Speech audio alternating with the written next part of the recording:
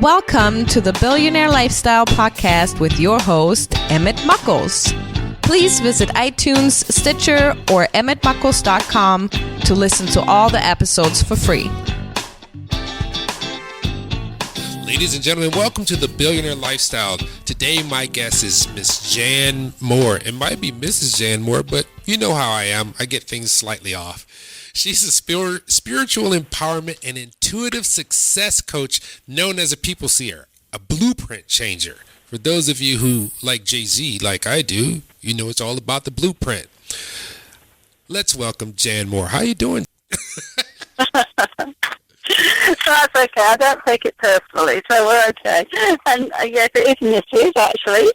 I'm married to a guy brought up in Texas, so yes. And it's great to be here. Thank you so much for having me on the show, and it's a real pleasure to be here. You know, it's really easy because everyone nowadays says, hey, I'm a life coach, I'm this, that, I'm the other. But, you know, it's all about the journey. And what was your journey to bring you to where you are today? Now, quite a long journey because I'm now in my 60s, only I don't go with age. I'll be 62 this year, but I actually believe in taking a year off every birthday rather than adding it on. So in my head, I'm getting younger every day. But it's been quite an interesting journey. And I spent over 20 years in corporate IT. And a lot of that time was spent as a manager, as a project manager. Ew. So you had to deal with people and projects, and absolutely. And that's a task within itself, the people part. Well, yes, but that's the thing that I started to find most interesting. And although I was in IT, I was very much more interested in the business application of it. I mean, I started as a programmer back in the early 80s. And at that time, of course, it was COBOL and with computers that took up a whole room and had less than probably a megabyte of power in the whole thing. In fact, probably more like kilobytes. It was a whole different story then. But as I progressed, and I did take some time out to have my daughters, but when I went back, I moved up into team leader roles and project manager roles and ended up managing a multi-million-dollar project in a major UK retail company. And after that, I went into my own business and started a business as an internet consultant. So I shifted my IT skills into web development and internet marketing and got involved in social media and training small businesses in social media. But then I met my husband. And at the time, I was really struggling to make this business succeed because I was going through a whole multitude of personal problems with my husband at the time, my children, my parents, a whole different set of circumstances that seemed to be throwing everything at me. And Bill, who I'm married to now, I was introduced to through a networking group, and he was talking to a property development group and started talking about the very thing that I was interested in at the time, which was about the power of mindset, having just recently discovered the movie The Secret and the Law of Attraction. And he happened to be talking about this very subject. What year was that? Was that around 2006, 7? Yeah, it was actually 2008 when I heard him speak. And I was led to discovering The Secret through various other breadcrumb trails, if you like. But I actually asked him if he would mentor me in business to try and get this business working. And I was going through a period of very much personal exploration, spiritual exploration, and so on. And I got to a point of really reviewing my career to date. And what I realized is that although I love doing the analytical work and I enjoy the sort of the IT side of things and the management and the leadership, the key thing that was a theme throughout was my love of developing my team and helping them to improve their skills, to become great decision makers, to achieve their ambition. And it was interesting because I was given the opportunity of working with a couple of people who had been either used as scapegoats on a failing project or had been considered really difficult to manage. And it was during the course of this, that I was introduced to personality profiling, and I had a Myers-Briggs course for team leaders. And it was a real aha moment for me, and you might laugh at this, but to realize that not everybody thought the same way I did. You know, that is a real thing, and it's one of the things that I had to come across myself to realize that the world doesn't see through my eyeballs. Yeah. And doesn't behave in the same way and respond to things in the same way. Yeah. And this particular lady was brilliant at her job. We were doing a big project, actually for British Telecom at the time. We were in a consultancy that was working on a quality control project for the rollout of broadband in British Telecom. So it's a pretty major project with lots of different teams. And when I went on this Myers-Briggs course, as I say, the light bulb went on because I don't know how familiar you are or the listeners will be, but it's really about understanding how people prefer to behave. It's not like it's set in stone, but an awareness of your preferences leads to a really great understanding not only of yourself, but also of the people that you're interacting with. And it really helps to build relationships and good communication. And this particular lady had this characteristic of being very people-focused, but also very, what I would call a feeler rather than a thinker.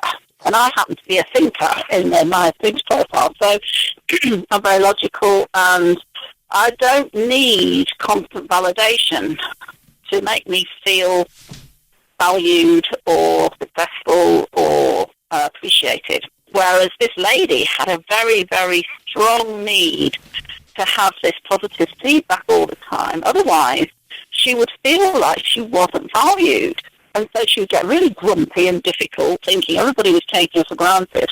And as soon as I realised this, I started consciously giving her great feedback, praising her for the work she was doing, which was genuine. She was doing a really good job, very capable lady and very strong personality. And it just turned around completely. And when she left, she said I was the best manager she'd ever worked for. So obviously it worked. Again, you know, this other project manager who'd been on a team that had had an unsuccessful project came to me.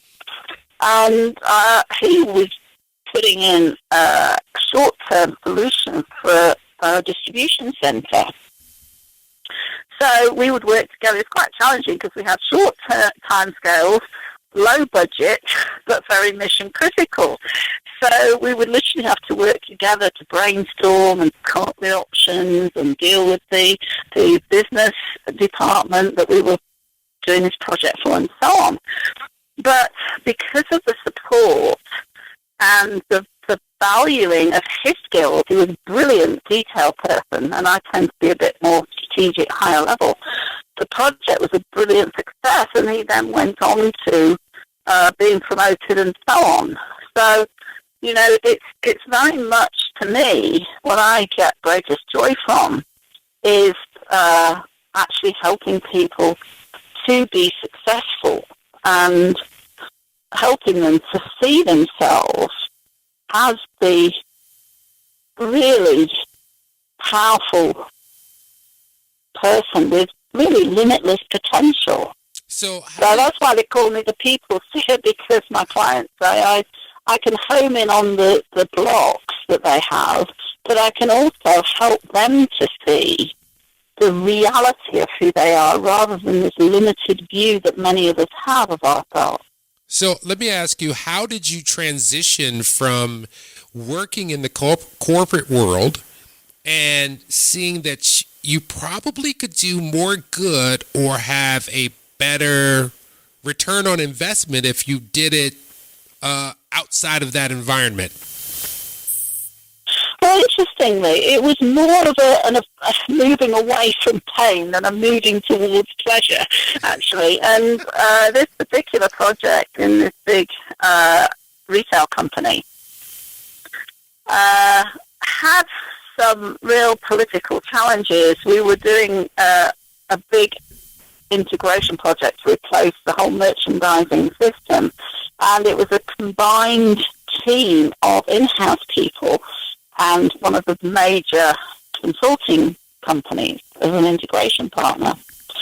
And because of the way I approach things with people, with solutions, with leadership, I became the sounding board for all of the team and was really overseeing the strategy that was being put in place. But what I soon came to realise was that the integration partners had a whole different agenda, and that was really to oust the in-house team so they could take over as facilities managers. And unfortunately, the senior management team in the company were kind of, I wouldn't say colluding is the right word, but were allowing this agenda to roll out. And I didn't feel comfortable with this at all, and it seemed that it was going in the wrong direction. And I really didn't want to be a party to what was happening. And I think the problem was that because it's such a major organisation, you know, it's like everything, different industries and different industries is probably the right word, can be quite incestuous in that, you know, word travels, and a big organisation like this can be very influential in terms of people's future careers. Now, it was not only me that saw this, but also other people were saying that this potentially was why the senior management team in the IT department were actually going along with whatever the outside organisation wanted to do. And so I came to the point, I mean, there were other factors as well. It was a long commute. It was very, very stressful position. And I really had this desire to be in business for myself for quite some time. And it seemed to be a good time to kind of step off the corporate ladder and get onto something that I really wanted to do for myself. And the logical thing at the time was to go into this internet consulting business, which was actually a franchise that I bought that was run out of Canada, actually. So it was kind of a progressive thing. And at that time, the idea of the coaching and mentoring just never entered my head at all. It was really using those IT skills. But I had a great interest in marketing as well, and of course the business side. So that seemed to be a logical progression.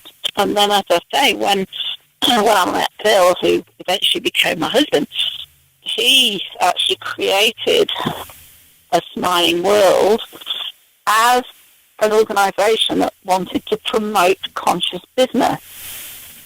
In other words, business that really puts people first, looks after the customers, looks after the employees, and as a result, always creates more success because you've got happy employees that are invested in the company, you've got happy customers because they're looked after properly. And so his vision was to create events where he would train people in conscious business and also have speakers from different business sectors, both from the UK and the US. And at the time, he was living in the US and in the UK and had been for 14 years. So he knew both sides of the pond, as it were. So he was living in both places and understood the cultures, correct? Yeah, he was actually living in the UK, but of course, having been brought up in the US, he'd built his own company there in his early 30s, a multi-million-dollar company in his early 30s, and had been in commercial real estate. So I'd had a lot of experience in business in the US, and then had done some consulting projects for some of the big UK companies, particularly in customer service, and was therefore able to bring both perspectives into the mix. And as he said it, UK tends to be thought of as quite conservative, as opposed to the US being a bit more gung-ho, in his words. So bringing the two perspectives into the mix to really help people to develop a successful business, but where it's people before profit. And then when we got together, he was mentoring me, and when he knew more about what I did, he invited me to get involved on the marketing side. But then, without keeping this conversation going for hours, to cut a long story short, I'd already decided that because of the problems with my ex-husband, I needed to leave that after a 24-year marriage. And Bill and I eventually recognized that we really just gelled completely, very, very much connected, and that developed into a relationship. And I said, well, you can't have conscious business without conscious people. And so really, if we're going to do these events, we really ought to incorporate conscious development, conscious evolution, as well as conscious business. Otherwise, it's the cart before the horse. You alluded to something about success, and success is a moving thing. Depending on who you speak with, determines what success is. And when you're dealing with multiple people, how do you extract or how do you define what success is? I don't define it. I ask them to define what it means to them, because, as you say, everybody is different. I personally believe that this programming that we've had, that success is purely based on material possessions, finances and everything. And as I was looking through your website, I was interested to see, your progression and your recognition that spending lots of money on stuff isn't the route to real success. And I've also had experience with being in the presence of very wealthy people who are actually miserable. So, and have a really deep-seated scarcity mentality. They're actually afraid of losing their money. And in this particular case, it was a woman and her husband who'd inherited a very large fortune from her father, who'd been a very successful businessman, but very domineering. And her relationship with money was very dysfunctional. It veered from absolute extravagance, unnecessary extravagance, to really extreme false economy. It was really interesting to observe. And these people were not happy at all. They were quite miserable. So, to me, it goes much deeper than that. It's really about, ultimately, an inner happiness. And what does that consist of? It means To me, it means loving what you do, loving the people you're doing it for, loving the people you're doing it with, loving the environment in which you're doing it. It means really getting joy from whatever service you provide, whether that's a product or an actual service. It means having an abundant mindset, and that's nothing to do with the amount of money in the bank. It's more of a trust in your own prosperity, whatever that level you desire. Yeah. It's about understanding and really getting to the heart of your purpose. Yeah. And living that purpose and getting fulfillment from that. Many people today are how do I want to say this? They're not really conscious in their own being. And I've talked with a few guests who've affirmed and kind of spelled it out that we are the least conscious we've been in our recorded time. So, if you're not conscious, if you're not understanding your environment, if you're not understanding yourself, what are these major factors that are, coming into play that are preventing people from being successful, from, finding that internal nirvana or that living nirvana that is so attainable? Well, I think that you're perfectly right in what you're saying about a lot of people are not conscious. And I actually distinguish between spirituality and consciousness. A lot of people kind of link consciousness to spirituality, but I've known a lot of spiritual people who are not conscious. And by that, well, it's quite a definition, but it's kind of wearing this badge of not necessarily religion, but this, connection to whatever the divine power they believe in. But they compartmentalize it, for want of a better word. They'll do the meditation or they'll go to the church, but then the rest of the week they behave in a completely unconscious way. They're I know those horrible to people, they're judgmental, the story. So the thing about the success that I help people with is when they have awakened to a certain level of consciousness.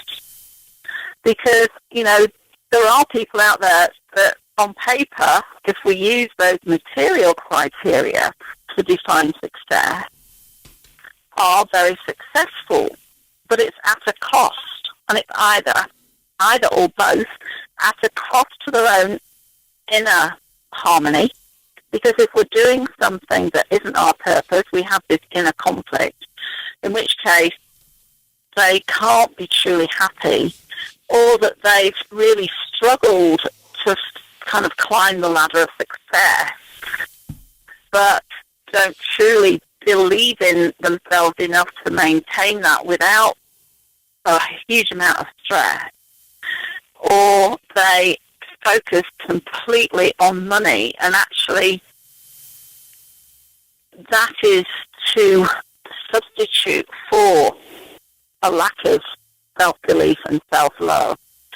So, yes, people come to me who want to be successful, and that might be in business, it might be in a relationship, it might be helping them to resolve a relationship that they're unhappy in, either through transitioning out of it or trying to resolve it within the relationship.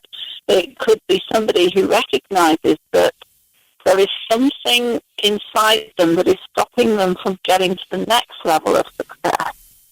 So they actually define what it is that they want to achieve, and I facilitate their clarity on that, and then work on how they actually get to that place. And, to me, the fundamental foundation for success is mindset. Zig Ziglar actually said it's your attitude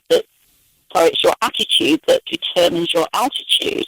In other words, you know, you can have the greatest talent, skills, and everything else, but if the mindset isn't right, you won't succeed. And this is the same in sport, in business, in, you know, whether you're in business for yourself or whether you're in a career, in employment. You know, we all have blocks to some degree. And when you awaken enough and are conscious enough to recognize those blocks in yourself, to deal with them within yourself, as well as with practical strategies, that's where you really get on the road to success. And people who are not conscious and who are not awake will always blame external circumstances. They'll say the economy isn't right, or so-and-so, you know, is sabotaging me, or they'll find some kind of external justification for why they're not achieving what it is they want to achieve. Whereas those, and I, you know, that isn't something I can work with unless they are ready to let go of that belief. So have you worked with people and said, you know, you're not ready yet? Yes. You know, I always do a strategy session with people who are interested in the work that I do, and I do that as a free session because I wouldn't call myself a life coach because I'm something of a hybrid, really, because I've had such a lot of experience in business, whether as a corporate person or as a small business owner. I can't separate the two. You know, if we're talking about something, we'll be talking about how we can shift our mindset about whatever it is somebody's dealing with in business. So it's very interconnected. But what I do want to do is spend an hour or so on a call to really establish where that person is in their mindset to begin with, and also to establish whether we can work together well. You know, we have to have trust in a relationship like this, in a coaching relationship, because somebody has to feel confident and comfortable with opening up and expressing the fears and the doubts and the limiting beliefs that they have. Yeah, because if they can't do that, then I'm working in the dark. So, you know, I'm very, very careful to make sure that is going to work. And I have had people that they won't listen. They are just justifying their position and telling me they know all that already. Yeah. And I kind of say, well, if you know it, why isn't it working for you? Why aren't you doing it? And it's at that point that I just feel intuitively that they're not the right person for me to work with. And, you know, maybe they'll find somebody else who can work with that. But it's very much, I build a really strong relationship with all my clients and usually end up best friends in the process because there's such a high level of trust and empathy there. So when you get these people and you've qualified someone who says this person is ready to move to the next step, whatever that may be for them. Obviously, first of all, I need to understand their situation. So let me give you an example. I'm working with a guy who is a financial planner, and he wants to move to a level of higher value clients, so, you know, higher net worth clients. And he came along and said, look, I really recognize that I've got some fears around this, and I'm afraid to approach that caliber of client. I don't know what to say in a sales situation with prospects and so on. So really lacking in confidence in working at that level. So the first thing I do is I work on what those fears are.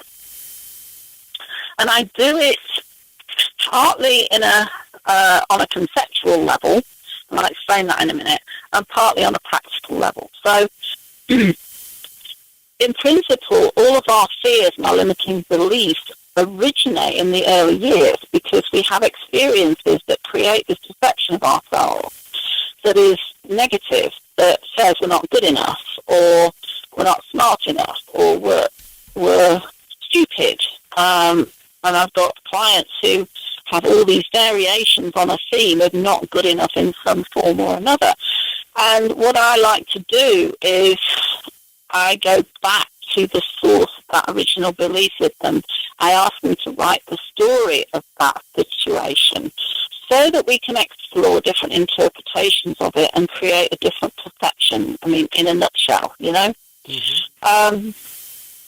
And then that is a process in itself. But then I'm also working with them on a practical level of how is this coming up in your day-to-day life. So they will be updating me each week on the things that have happened during the week, and we'll talk about some of the things that they've happened and how they've felt about these things and how they've responded to it. And that can be on an emotional level, and we'll explore that, but it can also be on a practical level. And a lot of the work I do with the kind of service provider that this person is talk about how to develop an approach that they feel comfortable with and also more and more confident with as they practice it, but it's very much about relationships and communication. And so it's really a combination of exploring those source issues in the context that they're showing up and working through it. And it's a progressive process of peeling away the layers and reducing the impact of that fear, reducing the presence of that fear and that belief, and then ultimately shifting that belief completely from being negative to being very positive and affirming. And what I do alongside that, to come back to what we were talking about earlier, I believe that true empowerment comes from self-knowledge. So I'll explore with them their personality type, get them to understand the reason why they behave the way they do or respond in the way they do in certain scenarios, get them to really look at all the great things about them, document the skills, the knowledge, the experience, the talent, to really build that positive self-image, self-esteem, and ultimately self-love and acceptance that, you know, so many people get so caught up in the stuff that they're not good at, instead of really focusing and building on all the great talents that they have. And the way I always put it is, you know, if you were good at everything, how on earth would you decide what you were meant to be doing? Because you'd have no criteria to discern the direction you need to go in. And if you were good at everything, you wouldn't leave anything for anybody else to do. So you basically go through a kind of a psychoanalysis to find out the root cause of their roadblock, identify that, and show them, like, you know, that's really not a thing. Yeah, and get them to work through and recognize that themselves. Not me telling them, but leading them to that recognition and that aha moment. And I do, the intuitive bit comes in because I can sense where people are holding back. So I did a call with a young lady on Friday, and I could sense that she was really holding back emotionally, and that made sense in terms of the story that she told me. And, you know, I can really pick up intuitively where there's a fear here that's underlying this behavior and things like that. So we can bring these things to the surface to be dealt with and cleared, that will then free people to move forward rather than feeling like they're holding themselves back. That's intense. That is a really good I mean, that's a really good thing in the fact that someone can tell me exactly what my problem is, but I have to recognize what they're saying, take it to heart, find it within myself, and then decide if I want to act upon it, versus me coming to that realization without someone really telling me. It kind of slaps you at your core and you're just like, oh, it's that. Yeah, because there has to be a real, a lot of these things people are aware of logically, but actually shifting it is much more at the heart and energetically. So this is why it does take some time to clear this. And of course, our neurology is such that our brain sets up these neural networks that are the result of thinking in a certain way for a long time. That's how we develop habits. So if somebody's habitually thought of themselves as not good enough, then they can consciously, when they recognize that thought arising and the behavior that is caused by that thought, they can consciously shift to a different thought.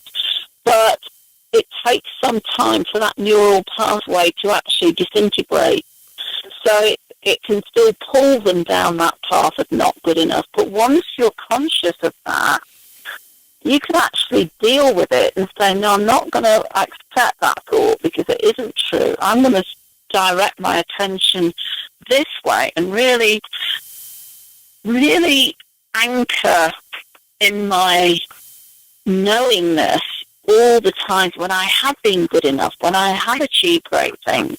And that's the way I'm going to focus my attention and reset that false thought into a much more affirming thought, and therefore behavior, and therefore results. Yeah.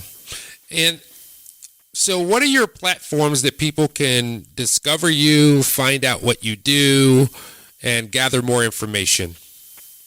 Okay, well, the primary platform at the moment is asmilingworld.org, and that talks about the whole philosophy of my approach to empowerment and so on.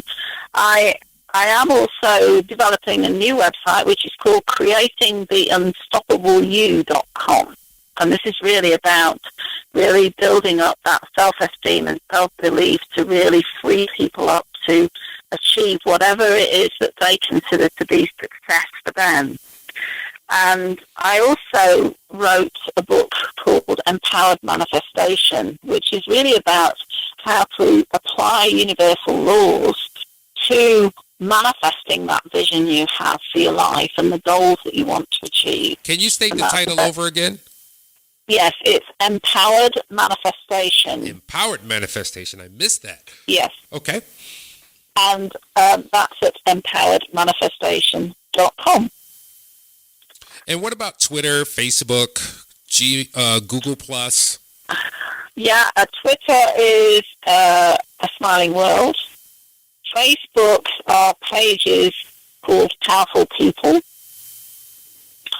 Google Plus will be A Smiling World as well. Pinterest, A Smiling World. And if anybody just wants to email me, they can get me at janet@asmilingworld.com. Very good. Now, you shared with me, some things about yourself, and you're like, I have to get out of my circumstances, and I need to travel far, far away to get, to move forward. And what is your status today? So what's driving you to live life to the fullest? Absolutely fulfilling my purpose. I recognized back in 2010, I think it was 2009, 2010, that working with people in this way to really help people to be successful, but also to be instrumental in raising the consciousness of people with conscious evolution and the shift that we're going through. And back in 2011, Bill and I, the reason we came over to the US was to create the Festival of Enlightenment, which was an event that was focused on conscious evolution, conscious business, and so on. We held that in June 2011 in Estes Park. And when you get to the point of recognizing your purpose, you have a deep-seated knowing that that is what you're here to do. And, my love is to really help people with these aha moments. It gives me great joy to see people move through and achieve the success that they want and really deserve, and yet haven't been able to achieve before. And I'm an absolute avid learner. I love reading, developing myself spiritually, practically, in business and marketing. And I am so blessed to be living in probably one of the most beautiful parts of the world in Southwest Colorado, which, in the early until I came over here, I would never have imagined was possible.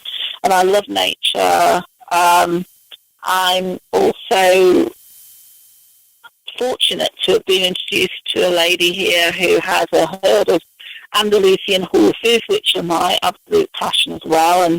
And so I'm involved with the horse side of things. So, it's really having that balance of doing what you love on a work basis, which when you love it, it's not like work, and having the freedom to be doing that on my terms at the time that I set, rather than being subject to somebody else's timetable, and being in a wonderful environment and enjoying the things that I enjoy in that environment with the nature and the animals and the horses, and we've got dogs, and so it's very much that's my nirvana, shall we say.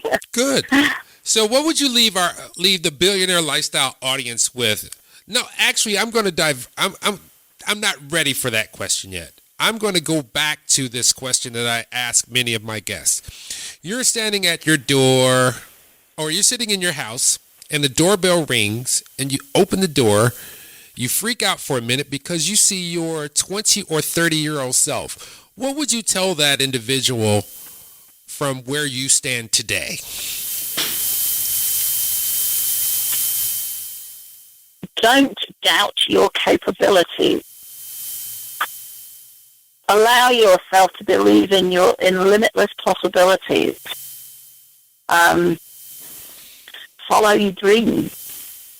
Don't allow other people to dictate what they think you should do.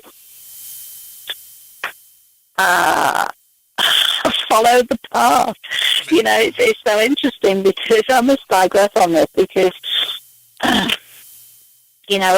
I spent all those years in IT and I really enjoyed it, but I've always had this real passion for animals, and growing up I wanted to be a vet, and I just couldn't master the physics and chemistry, I just really couldn't get my head around them. Great at biology, but not physics and chemistry. So I kind of allowed myself to be steered in a different direction. And I did go through a process of thinking, if only I'd stuck with it and gone and done a zoology course at university instead of just doing, what I did. But actually, and this is the part of the spiritual element that I teach, is that everything we do has a higher purpose. And everything that we experience is absolutely perfect, and it is taking us down a path that is leading us to our destination. And I always say the universe takes us on the scenic route. It takes us through these different experiences that don't seem to be on the path that we imagine for ourselves, and yet are giving us experiences that are absolutely vital for us to be able to fulfill our purpose. So if I look back at my history, all that time in IT, I was working with people, I was learning leadership, I was able to learn about personality and people. I was also developing analytical skills, planning skills, and the Empowered Manifestation book is a result of me really digging deeply into the process of manifestation that we experienced when we were doing the festival, because I set out to do it as a manifestation research project. So that's given me the ability to really pick the thing apart and understand all the factors that are involved in this, so that I can then teach it to other people. So, and my experience with my ex-husband, for example, I'm so grateful for that, because he was so negative and victimhood and drama and manifesting everything negative. And it was the catalyst for me to say, there must be a better way. I can't live in this environment. And that's what put me on to the path of the law of attraction and really discovering how much more to it than there is presented in The Secret. So we get all these evolutionary catalysts along the way, and sometimes you just have to go with the flow and trust that you're moving in the right direction. Yep, I believe that. Yeah, and I've had people pop up in my life to just point something out to me for me to then discover as the next level of my understanding, and then they just disappear. And it's really a magical mystery tour. Yeah, one of the things that really got me about that movie and the whole movement of The Secret, the initial movement, and how they kind of dropped the ball because they gave you all this excitement. Oh, excitement, but didn't give you the actions, because there's more to it after that. But it was kind of like a book that they wrote but didn't finish the last chapter. And, I hate to be cynical, but it was then leveraged very much as a marketing vehicle for the people involved. And in fact, we met with a lot of the people that were in The Secret when we were planning the festival. We spent a summer in California and were introduced to quite a number of them. And interestingly, although we thought that they would be part of the festival, that didn't happen. And we actually had an amazing group of teachers, speakers, who were much less well known, but were delivering really powerful messages. And my criteria for the festival was that there was to be no back of the room sales. This was not going to be a marketing fest. This was going to be delivering real quality material. And naturally people would want more of you when they've experienced what you have to offer.